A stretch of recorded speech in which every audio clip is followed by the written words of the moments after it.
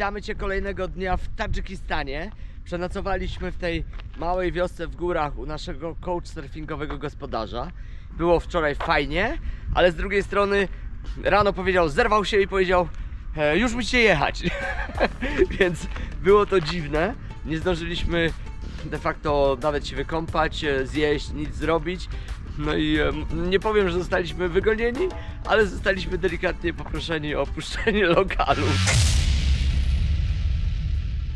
Kolejny dzionek. Dzisiaj ruszamy do Tadżykistanu i już jesteśmy gotowi do drogi. Ja tak jestem spakowany. Wiesław pakował się bardzo ciekawie, mianowicie z przodu i z tyłu. Cały czas jeszcze nie może się rozstać z niektórymi rzeczami, co powoduje, że nie jest w stanie zredukować objętości swojego plecaka mniej więcej do takiej. A tak wygląda ten hostel. Był szybki internet, była świetna cena. Miałem warunki do tego, żeby siedzieć, montować filmy. Ja cały czas jeszcze jestem przeziębiony i czuję to, ale to już jest 4. dzień mojej choroby i czuję, że przechodzi i że mogę ruszać. Będzie gitara. Ciśniemy dalej, będziemy Ci pokazywać dalszą drogę pomiędzy Uzbekistanem a Tadżykistanem. I tutaj przez miasto przejeżdżamy autobusem, to jest najlepsze rozwiązanie, bo tak to byśmy szli 5 godzin, bo to jest potężne miasto, a tu za grosze nas przerzuci. Siedzi ze mną koleś, który ma na imię Ilhondze i nam tu wszystko wyjaśnili, powiedzieli, gdzie mamy dojechać i w ten sposób przejeżdżamy caluteńkie miasto i później już na wylotówkę i będziemy łapać autostopa. A jedziemy do miejscowości Panjiket. Ciężko będzie wymawiać tę miejscowość. No i już, znaleźliśmy na miejscu couchsurfingowego gościa, gospodarza, który powiedział, że w Tadżykistanie nie ma szans na autostopa, bo wszyscy są taksówkarzami. A ja mu powiedziałem, zobaczymy, sprawdzimy i damy Ci znać. No i spróbujemy do niego dzisiaj dojechać. Miejmy nadzieję, że się uda. No i to jest taka akcja, że przez całe miasto przejechaliśmy za 60 groszy. To jest niesamowite, bo Samarkanda jest olbrzymia. I teraz wysadził nas i zobacz, co tu się dzieje, to sami taksówkarze. Generalnie w Uzbekistanie i w Tadżykistanie też mówią, że tak jest, że każdy kierowca jest taksówkarzem. I nikt jakby nie rozumie, jak można kogoś wieźć za darmo. No i tutaj gość powiedział, że zawiezie nas na samą granicę za 10 zł od łebka. No to mówimy, dobra, wsiadamy, bo ja jeszcze jestem chory i przeziębiony, więc mówię, nie mamy się co tak włóczyć zupełnie na ostro. No i podjeżdżamy takim busikiem, on będzie po drodze oczywiście brał paputczyków i doładowywał, żeby mu się to w ogóle opłaciło, no bo to jest bez sensu, on będzie jechał z nami godzinę w jedną, później wracał godzinę w drugą za 20 zł, no to rzeczywiście aż bez sensu, nie? No i fajnie zaczęliśmy dzień, ruszyliśmy, no i przed nami fajna przygoda. Wiesław, powiedz, czym Ci się kojarzy Uzbekistan? Czystość, dużo sprzątających, dużo policji, dużo morwy i Chevroletów. O tak, morwa i Chevrolety. Dla mnie morwa, bo całe mnóstwo drzew morwowych i ona akurat dojrzewa, opada i chodzisz i rozgniatasz to nogami albo podnosisz oczywiście z ziemi i zjadasz. No i ciśniemy do Panjakentu. Jesteśmy obładowani już na maksa, ale on powiedział, że jeszcze będzie doładowywał po drodze ludków do środka. No i aż się zapełnimy po prostu po brzegi. No i przed nami, nie wiem, z godzina drogi czy coś, a może mniej. Zobaczymy. No i zobacz, tutaj same Chevrolety, wszystkie takie małe samochodziki i one są identyczne. Same Chevrolety i wszystkie zajmują się dokładnie tym samym. Wiozą ludzi na granicę. I klakson jest podstawowym urządzeniem w takim samochodzie. Drugi najważniejszy gaz, trzeci dopiero hamulec.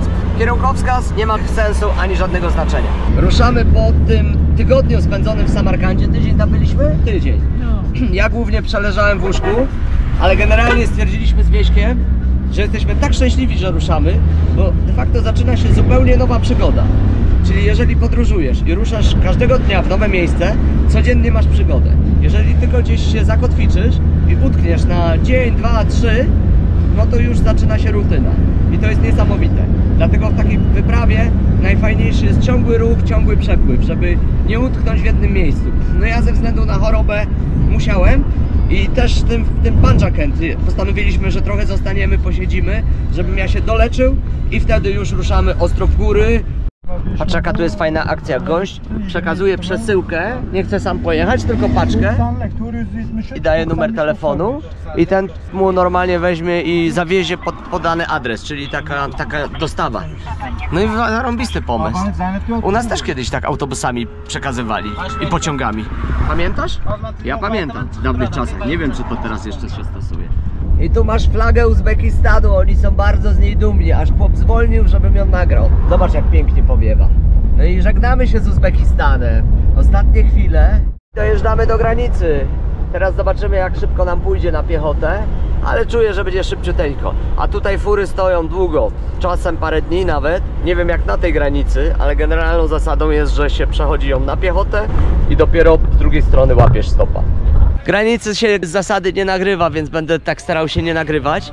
Ale zobacz na te tereny. To właśnie udowodniliśmy koledze z Tadżykistanu, że można za Frikulca podróżować, ponieważ pan się tu zatrzymał i mówi: chłopaki, wskakujcie, za darmożkę was podrzuca. Jest wspaniała pogoda i fantastyczny klimat. Jestem tak pozytywnie nastawiony, że szok, ponieważ pierwszy raz w życiu jestem w Tadżykistanie. Да, а потом нам налево надо повернуть и уже недалеко, пешком даже дойдем. Берег есть здесь? Да, мы справимся, там мост есть. Мост есть ли? Most, da, точно. No i dyskutujemy, jak mamy się tam dostać do naszego couchsurfingowego gospodarza. I zobacz, pszczoły wiozą i tu żywe pszczoły normalnie chodzą. I tutaj też, ale numer. Jesteśmy w Tadżykistanie i wbijamy do sklepu jakiejś tam sieci lokalnej, dużej, największej w sumie, żeby kupić internet.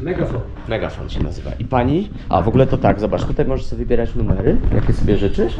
O, proszę bardzo, ten się podoba, no to płacisz troszkę pieniążków i tak. A tu pani mówi tak: chłopaki, zrobimy tak, ja zamykam sklep i idę z wami, bo my w ogóle nie mamy lokalnych pieniędzy. Wymienicie pieniądze, pójdziemy na rynek, pogadamy, posiedzimy. No i generalnie robimy tutaj przerwę. I tutaj ludzie wchodzą i ona im mówi: zamknięte, przerwa. I oni wychodzą, a my tutaj stoimy i czekamy. No i musimy jej zapłacić za ten internet. No i pójdziemy. Tacy tutaj gościnni są ludzie. A jeszcze nam kupiła jedzenie, wysłała tutaj klienta, który przyszedł, stał za nami, po to, żeby nam kupił jedzenie. No i poszedł i kupił. Podoba mi się Tadżykistan. I w ogóle ta miejscowość jest ciekawa. Ona mówi, że ona bardzo się różni mentalnie, jeżeli chodzi o pozostałą część Tadżykistanu. Bo jak zobaczysz na mapie, to jest odgrodzona górami od całej reszty Tadżykistanu. I to jest taka enklawa. Mentalność jest inna, ludzie są trochę inni, potrawy są inne, nawet trochę inaczej wyglądają. Więc mówi, że jak pojedziemy przez te góry, to tam zobaczymy trochę inne środowisko, inne realia. I to też jest super. Tutaj ta dziewczyna ma na imię Gulnoza, trochę się wstydzi, ale wyszła z nami, idzie na rynek. Będziemy kupować, wymieniać pieniądze, kupować różne rzeczy, a później będziemy jechać do tego naszego hosta, ale dopiero po południu. Pierw coś lokalnego zjemy. No super, mamy internet, mamy wymienione siano, teraz idziemy z panią coś zjeść.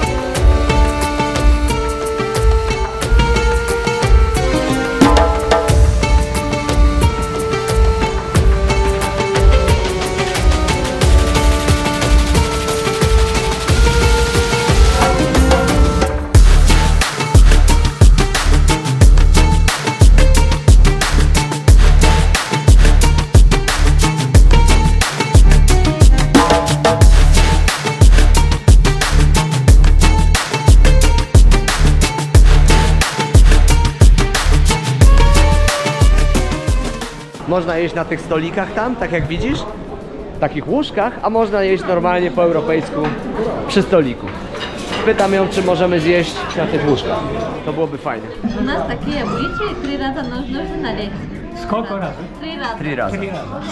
Jasno. Czyli ona mówi, że u nich się 3 razy, Это 3 razy się miesza w ten sposób herbatę, po to, żeby ona się dobrze zaparzyła. Pamiętasz, w Maroku było bardzo podobnie.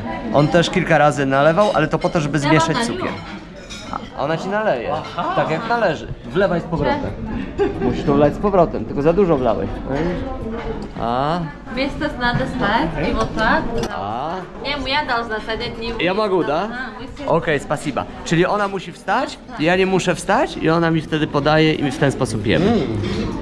No i zobacz. O, z takim szacunkiem. No pięknie.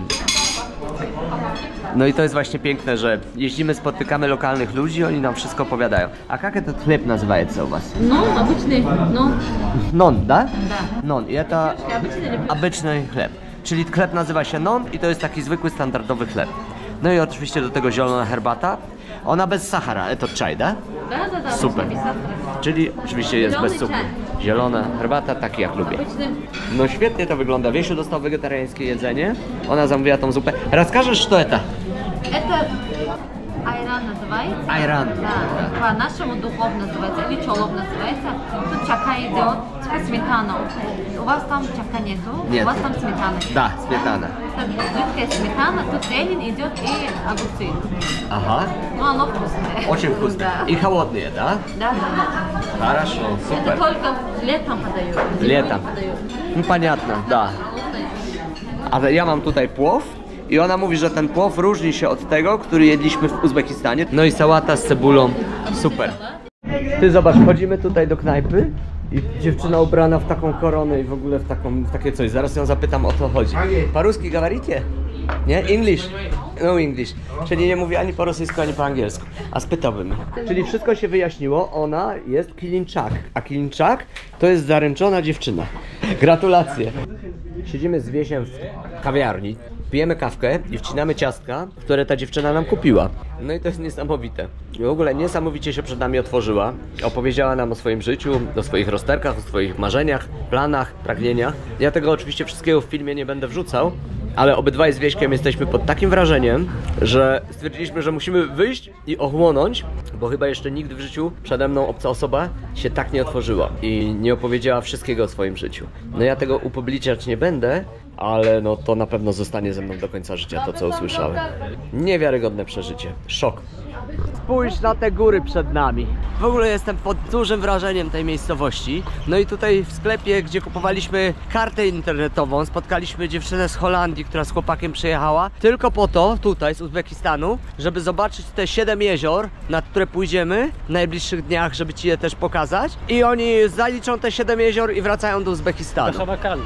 Idziemy teraz na autostopa, dojedziemy do miejscowości Kızılcahr i w tej miejscowości spróbujemy przenocować u naszego couchsurfingowego gospodarza. Zobaczymy w ogóle co za gość, co i jak. Do tej pory doświadczenia były fantastyczne. Idziemy sobie ulicą, trąbią na nas, zatrzymała się para z Holandii, która wynajęła tutaj samochód z kierowcą, ale okazuje się, że jest taka akcja, że ten samochód skręcił gdzieś do jakiejś hurtowni budowlanej i teraz ładuje nas deskami. To co się odbywa z tyłu, zobacz. No i oni są zdziwieni, ponieważ pierwszy raz coś takiego widzą i w ogóle są w ciężkim szoku. A tu w ogóle zobacz, jest pełno azbestu i normalnie sprzedają azbest, handlują, kryj dachy azbestem. Przecież u nas w Polsce to już jest zabronione. Tak czy inaczej, musimy poczekać z nimi, aż się załadują i my wtedy będziemy mogli jechać dalej. A ja jestem ich tłumaczem, bo oni nie rozumieją po rosyjsku, no to ja im tutaj trochę przynajmniej wytłumaczę. No i są tacy zdygani, w ogóle nie wiedzą co się dzieje. Wynajęli sobie taksówkę, a taksówka jest załadowywana dalej, na maksa.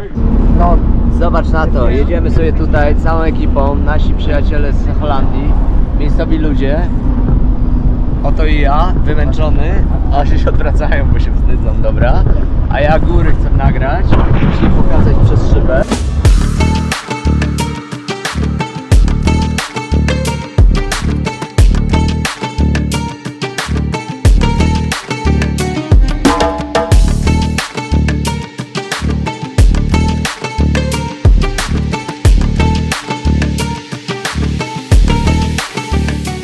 Bardzo przyjemnie podróżuje się po Tadżykistanie autostopem i podrzucili nas ci Holendrzy, podrzucili oczywiście nas za darmo, zarąbiście, no i ciśniemy.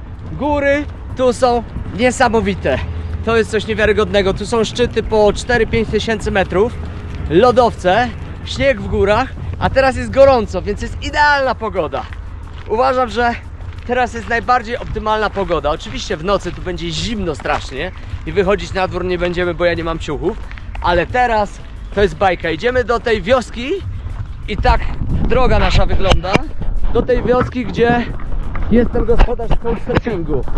I będziemy u niego nocować. Jedną noc tylko. No bo generalnie wyszliśmy z założenia, że jedna noc to jest optymalnie. Wiadomo, goście są jak ryba, po 3 dniach zaczynają śmierdzieć. I tak jak rozmawialiśmy w Kazachstanie z tym gospodarzem couchsurfingowym, powiedział, że generalnie 2 dni to już jest za długo. To jest męczące i dla gościa, ale przede wszystkim dla rodziny gospodarza. Więc idziemy dzisiaj zobaczyć totalnie prawdziwą wioskę w górach w Tadżykistanie, a jutro będziemy decydować dalej. Nie mamy absolutnie żadnego planu poza tym, że ja chcę pochodzić na trekkingi w tych górach. No bo zobacz, to miejsce jest warte tego, żeby spędzić tutaj nawet cały miesiąc. Uważam, że tu jest piękniej niż w Samarkandzie, moim skromnym zdaniem. Te góry są przepiękne, to jest jasne, ale zobacz teraz tutaj. Czy ty to widzisz? To jest bajka. To nie jest jeszcze Pamir, ale już jesteśmy, powiedzmy, całkiem blisko tych terenów. No nie mogę oderwać wzroku, powiem szczerze, że najchętniej bym w ogóle siedział i się patrzył. Ja myślę, że my tu spędzimy miesiąc w tym kraju. Tadżykistan, jeżeli chodzi o przyrodę, i mówię to z pełną odpowiedzialnością, jest nawet fajniejszy niż Kaukaz, pomimo że Kaukaz kocham, uwielbiam. Tak wygląda droga do wioski, którą idziemy. Jest to droga szutrowa, nie ma tu już asfaltówek, kończą się. W takich miejscach będziemy nocować, w takich miejscach spędzimy czas i powiem szczerze, ubóstwiam przyrodę i 100 razy bardziej wolę takie miejscówki niż duże miasta. Więc zostaniemy tutaj tyle, ile się da. I ziomal, który nas tu podrzucił stopem, powiedział, żebyśmy się w ogóle nie przejmowali noclegiem, miejscowi nas ugoszczą za darmo. Także zobaczymy, jak będzie. Jeżeli tak będzie, to w ogóle nie ma sensu wracać do tego dużego miasta. Bo tutaj te góry, które widzisz, to tu jest trekkingu na 2 tygodnie. A to jest dopiero początek tego wszystkiego. Więc przed nami naprawdę fajny czas, w pięknym miejscu. Zapowiada się przez najbliższy tydzień cudowna pogoda. W okolicach 30 stopni, 26 powiedzmy w górach, a jesteśmy na wysokości ponad 1000 metrów nad poziomem morza. Więc jest ostre słońce i przyjemna temperatura. No i mamy naszego couchsurfingowego ziomala. Umar ma na imię. Przyjechał po nas z 2 swoich dzieci, otrojone. A my sobie siedzimy. Umarł! I wiezie nas z powrotem tą drogą. Skąd przyszliśmy? Bo da. A, nauczyli paru słów, da? Paniatna. Polacy go nauczyli przekleństw. No i... O, widzisz. No i myśmy stąd przyszli na piechotę, on nas odwozi, bo spotkało 3 ziomali i mówi, dobra, zawiozę was do wioski. Tacy tu ludzie są uczynni.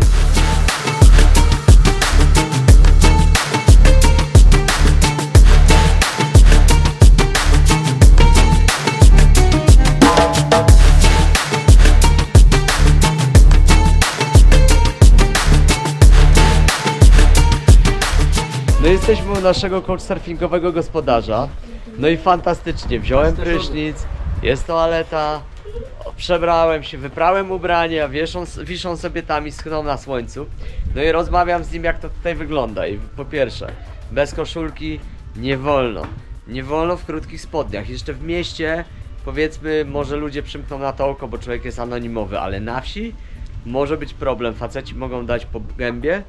Trzeba długie spodnie, więc zakładam długie spodnie i idę w długich spodniach. No widzisz, nie znamy tych zasad, adaptujemy się, uczymy się. Na wsi, pamiętaj, w długich spodniach. Krótkie spodnie odpadają.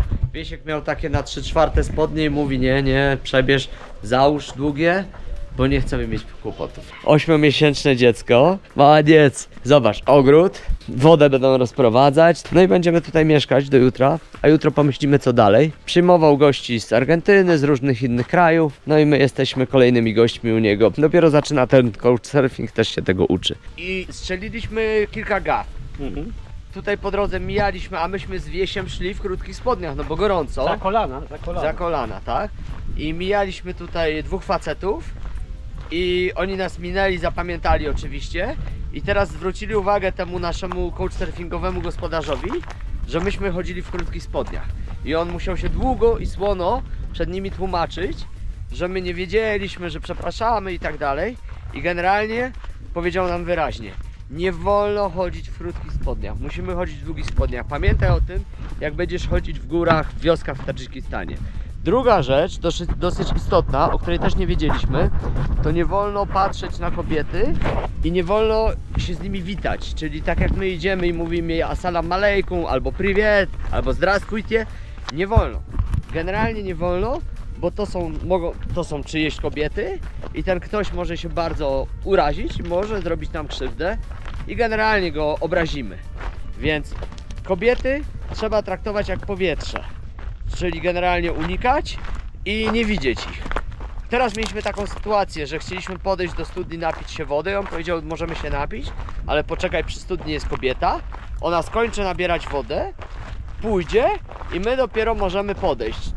20 metrów dalej czekaliśmy i generalnie nie mieliśmy prawa podejść do tej kobiety, bo to jest czyjaś żona czy coś takiego, nie? Córka, nie wiadomo. Dlatego tutaj są bardzo radykalne zasady dotyczące zachowania w stosunku do kobiet i ubioru. I teraz musimy o tym pamiętać, bo my musimy zapomnieć, że my jesteśmy Europejczykami, że my mamy inną mentalność, inny mental. Musimy wiedzieć, że tutaj po prostu tak jest i to trzeba uszanować. Jesteśmy gośćmi. Powiedział nam, jeżeli pojedziecie do Afganistanu, to okej, taka koszula, jaką masz teraz z długimi rękawami, jest w porządku, ale taka podkoszulka, jak ma Wiesiek, nie, absolutnie nie wolno. Trzeba zakładać z długim rękawem, bo wy jesteście w takim kraju, gdzie są takie zasady i trzeba te zasady po prostu szanować. No ale tak sobie wymyśliliśmy, tak jest. Trzeba to doświadczyć, trzeba to też zrozumieć. Jesteśmy tu gośćmi i przyjechaliśmy to wszystko doświadczać i tobie pokazywać. No ciekawa historia. Ja sobie muszę to wszystko jeszcze w głowie poukładać, bo naprawdę to są dla mnie zupełnie nowe tematy i fajnie, że mamy możliwość właśnie z Lokalesem spędzić czas i zrozumieć to wszystko, bo dzisiaj sporo z nim porozmawialiśmy i sporo jest takich rozmów, nazwijmy to poza kamerą, gdzie on nie chce o pewnych kwestiach mówić przed kamerą, bo się wstydzi, bo się krępuje, bo nie wypada, bo nie należy, ale no gdzieś tam prywatnie nam powie i my to później spróbujemy jakoś tam przekazać. Bardzo dużo nowych, ciekawych informacji. Nowy kraj, nowe rozdanie, zupełnie nowe realia, nowa mentalność i my będziemy to wszystko, jakby w to wszystko się wdrażać. No i za jakiś czas funkcjonować i to już przestanie być dla nas takie nowe i nietypowe, ale ciekawe nowe doświadczenie. No nie sądziłem, że to, że dwóch facetów w krótkich spodniach wejdzie do wioski, to może być jakiś mega problem i powód do tego, żeby cała społeczność teraz o nas rozmawiała i ten akt nietaktu komentowała.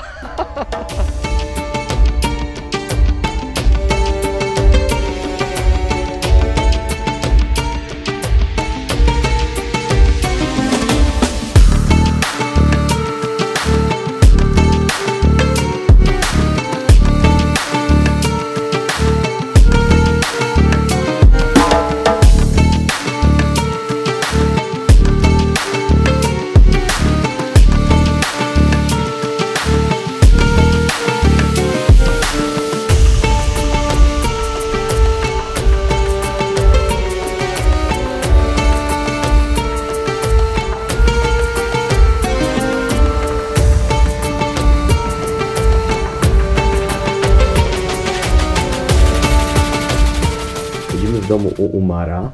Jest totalnie ciemno, bo tutaj światło nie działa, ale tak czy inaczej przygotował posiłek na tym takim stoliku. Tu jest chleb i tam jest całe mnóstwo różnych słodkości, których za bardzo pewnie nie widać. No i będziemy to jeść, ale czekamy na niego aż przyjdzie. No i on gdzieś tam się kręci, a my sobie spokojnie tutaj siedzimy. Nikt tutaj się nie śpieszy, jest dosyć też dużo takich niedopowiedzeń, że w sumie nie wiadomo o co chodzi, ale my też powoli uczymy się takiej asertywności z Wieśkiem. To znaczy na przykład przyjechaliśmy umordowani, upoceni, powiedzieliśmy, że czy możemy wziąć prysznic. Okej, jasne, pokazał nam. Czy możemy wyprać ubranie? Okej, pokazał nam. Gdzie możemy je rozwiesić i tak dalej. Gdybyśmy o to nie zapytali, no to byśmy tych tematów nie ogarnęli. A tutaj powoli uczymy się takiej asertywności. Wiadomo, w gościach trzeba zachować kulturę i taką powściągliwość, jeżeli chodzi o oczekiwania, no ale takie podstawowe rzeczy jednak próbujemy ogarniać. No jest to proces, uczymy się tego. Jest fajne. Przyniósł właśnie bardzo pięknie pachnącą zupę. Tutaj jest śmietana do tego. Śmietana, chleb i tutaj jest całe mnóstwo różnych słodkości. No i pięknie nas tu gościł, wspaniale.